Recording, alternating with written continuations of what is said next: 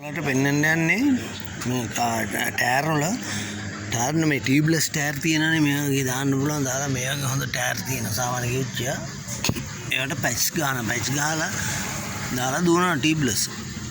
නමුත් මේ හිටපුවාන් වෙන පැච් වලින් පැච් එක ළඟ දෙක තුන වගේ එනවා එකක් ගහපුවම තවත් එනවා. ඒකින්ද ඒකට ටියුබ් එකක් දාලා දෙනවා. ජීවිතේට එහෙම ටියුබ් දාලා දුවන්න බෑ ටික කාලයයි. ඒකින්ද රැවටෙන්න එපා.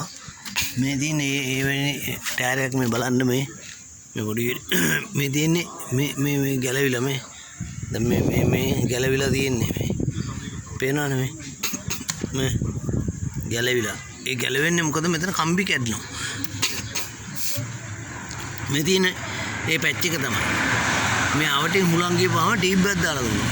ඉතින් සමහර ටයර් කඩ කියනවා එහෙම නැහැ පැච් එකක් තියෙනවා ඒකට ටියුබ්ලස් නම් කරන්න බෑ මේ ටියුබ් එකක් දාලා දුන්නා. මොකද කම්බි කැඩලාද කියලා අහපුවම නෑ කම්බි කැඩලා නෑ.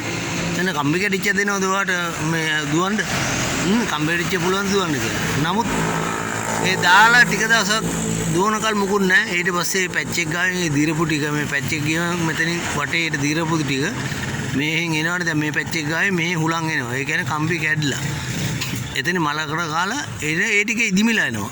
ඒ ටික ඉදිමිලා ආවම ගැස් සීල්ලත් එක්ක මේ වගේ ගෙඩියක් ඇවිල්ලා මේ ඉස්සෙල්ලා පන්ටේ තුනී වෙලා මේ විදිහට පොත්ත ගැලවෙනවා.